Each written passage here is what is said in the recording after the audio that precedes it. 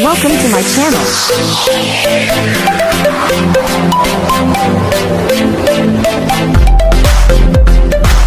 Everyone, welcome back again to my channel. So mga kasukay, mga kalingap, eto panoorin natin. Paano ba mag-react itong si Papa Joms sa mga negative comments sa kanya? Tara, panoorin po natin ito. Bago sapatos, bago relo, bago pa sasakyan. Bago ang damit, hindi na ito okay. Bro, sponsor, baka naman. Joke lang. Sabi nila, ano masasabi mo bro sa mga nagsasabing presko ka daw? Grabe naman po. Ano masasabi mo doon? Hindi naman po yun. Anong sabi mo? Ano sabi mo doon? Hindi ka presko? Hindi pa ako presko. Ano lang? Nagpapatawis. Hindi ko na lang kung sasabihin. Okay lang sa'yo yung presko ka? Hindi. Hindi naman po ako ganun. Ibig sabihin, you're cool. Ayaw natin yung mga, ano yun? Joma reacts to negative comments. Ayun, pwede. Magulo daw yung buhok mo. Ano masabi mo doon? Magulo. Messi po talaga. Kahit noon pa, wala pa ako sa kalingap. Messi na po yan. Palagi ka daw haggard. May nagsasabi din. Ang sakit-sakit naman. Inisa-isa. Sabi, yun yung Joma reacts to negative comments.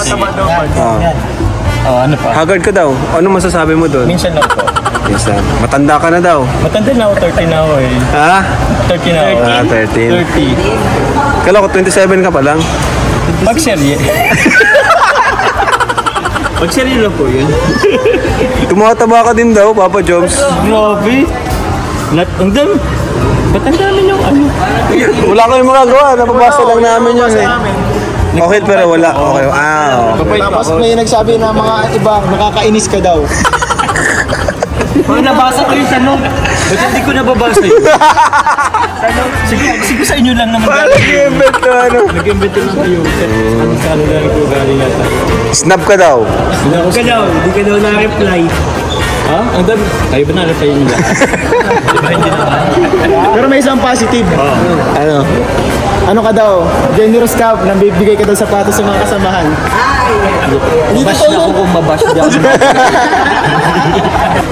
So ayun mga kasukay, mga kalingap, narinig natin, no? Itong si Papa Joms. Nakakatuwa lang siya kasi cool na cool siya. Sabi nga niya, hindi siya presko, no?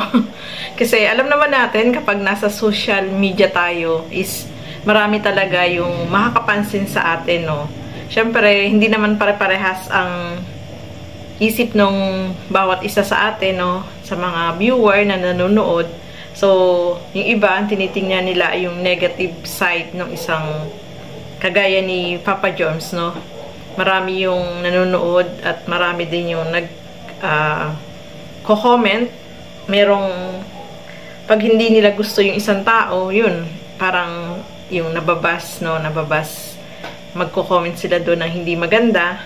So, hindi natin mapipigilan yun, mga kasukay, mga kalingap, na yung nasa isip ng mga nanonood kung ano yung nakikita nila dun sa isang tao, no? Kasi hindi naman tayo pare-parehas ng iniisip, hindi naman tayo perfect na tao. So, ano tayo, yung kapag nanonood tayo, marami tayong nakikita at napapansin dun sa isang tao na ating pinapanood. So, etong si Papa Joms, mga kasukay, mga kalingap, is ano naman siya, mukhang okay naman po siya, mabait naman siya. Kita nyo naman, napaka-sweet niya kay Carla, no? Nakakatuwa silang panoorin, di ba? So, kung mayroon nakakakita ng mga ganon, yung mga negative comments, huwag nalang pansinin, no? Kasi, ikaw naman yung nakakakilala sa sarili mo kung ano yung ugali mo, di ba? So, bakit mo sila papansinin? Although, yung mga nagko-comment ng mga negative, yun ang babas is basta makakomment lang, wala silang pakialam kung makakasakit sila ng damdamin nung taong binibigyan nila ng negative comments, no, mga kasukay, mga kalingap. So, para sa akin, yung mga negative comments na yun is wag na lang pansinin, no? Mag-focus na lang tayo sa mga positive comments at gawin na lang yung best para walang makita na negative sa'yo, Kuya Papa Joms. Pero alam mo naman ng mga tao, no? Hindi naman pare-parehas ng iniisip yan. Kahit na magpakabuti ka pa or gawin mo yung best mo, may makikita at masisili pa rin sila. Ganon yung mga tao na ang tinitingnan nila yung negative side ng isang tao, hindi yung positive side, no? Kaya, ang mas maganda is wag nalang patulan at wag nalang pansinin. O, diba? So, eto, may bagong kasama na K-Boys.